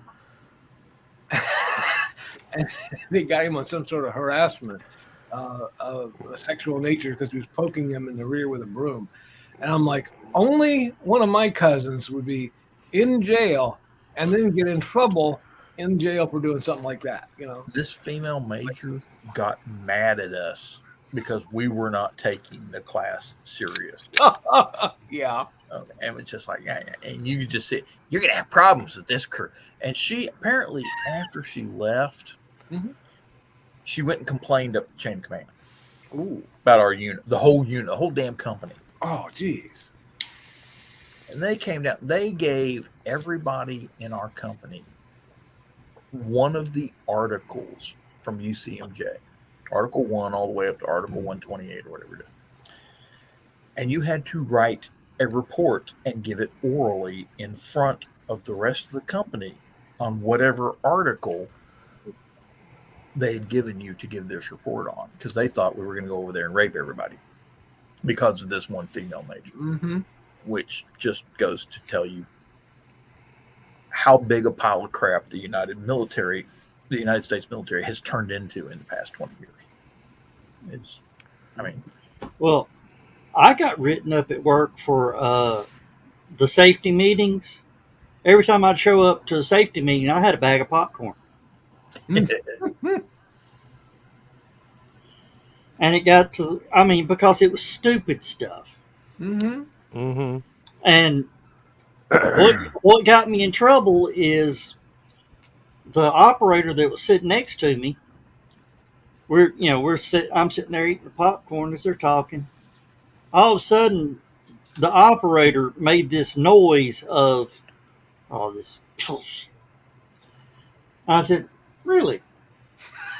Offered him the popcorn. When I shared the popcorns, when I got in trouble. Ah.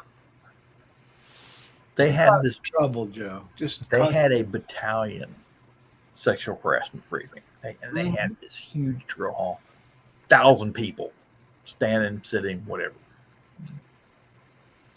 And they had this big projection screen with the projector projecting on it. It was one of these army produced thing, and it was just a huge cinematic event about don't rape people.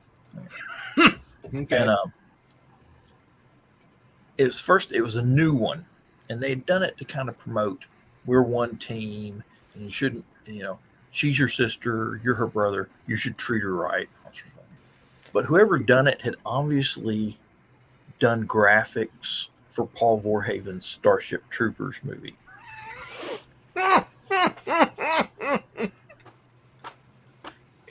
Right, Carrie.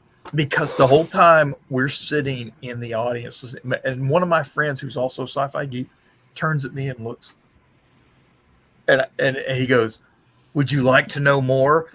and it's a sexual reference. We're all, this whole row of people around him is laughing their asses off because it's fucking Starship Trooper. They've even got the big, graphic eagle design about the United States Army does this, that, and that. Oh.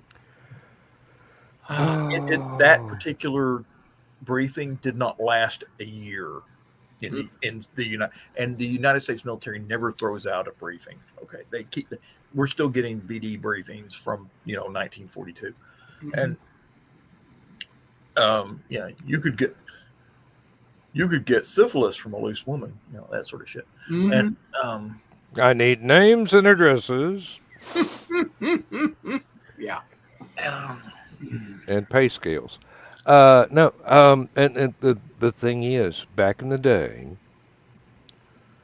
you wouldn't dare sexually harass your female coworkers because back in the day, any woman that worked there that didn't quit immediately could probably pick you up and rip you in half if you said anything untoward to her. Yeah.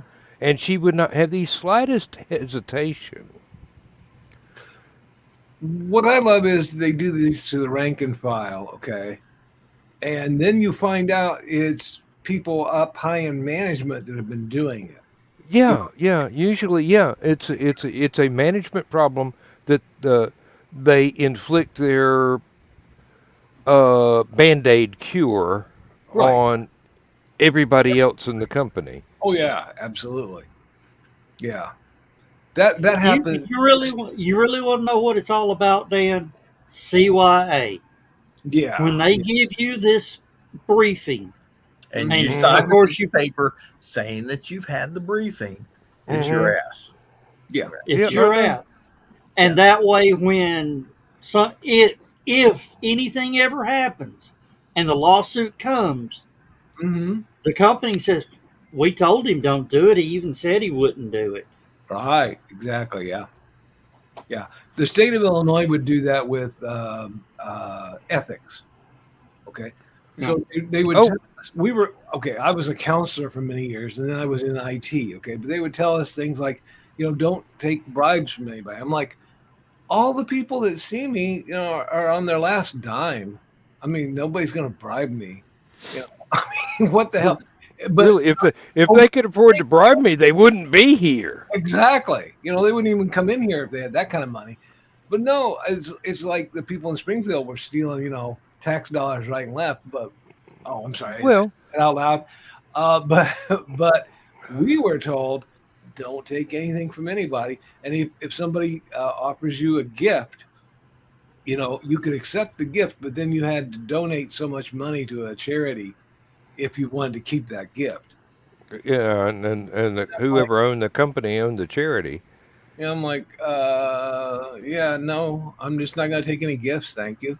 Yep. Not that anybody offered me any gifts, but it's like, Yeah, well, as right. Joe Dog was saying, CYA, they used to do the same thing with safety. They give you a briefing about do things the right way, don't get hurt. If anybody ever get hurt, they go, "Oh, well, you signed the paperwork. It's your fault now." yeah. Even though your line supervisor told you, oh, no, just go ahead and do it this way. If you don't do what I tell you, you're getting fired. Mm-hmm. All right, Well- we got to wrap it up, guys. It's time for Dan's show. Oh, wait. I didn't press the button. We're not supposed to press the button anymore, correct? Well, not this time. So I'm allowed to press the button? If you want to press the button, but then I got to hit the outro. You sure? Yep.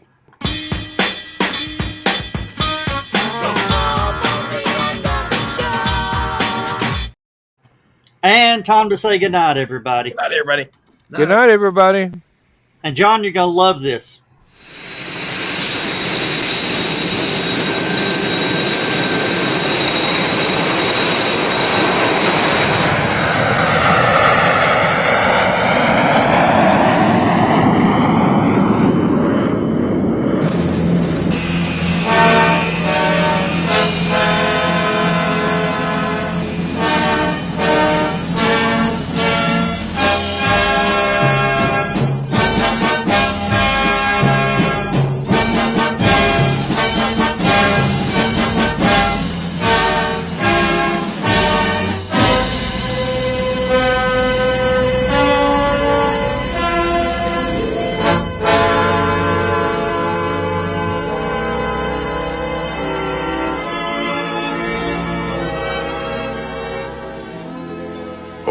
Slipped the surly bonds of earth and danced the skies on laughter's silvered wings.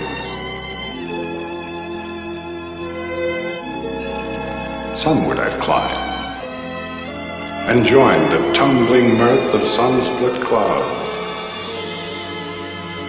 and done 100 things you have not dreamed of. Wheeled and soared and swung high in the sunlit silence. Hovering there, I've chased the shouting wind along and flung my eager craft through footless halls of air. Up the long, delirious, burning blue, I've topped the windswept heights with easy grace, where never lark nor even eagle flew. And while with silent, lifting mind, I've trod the high, untrespassed sanctity of space, put out my hand and touched the face of God.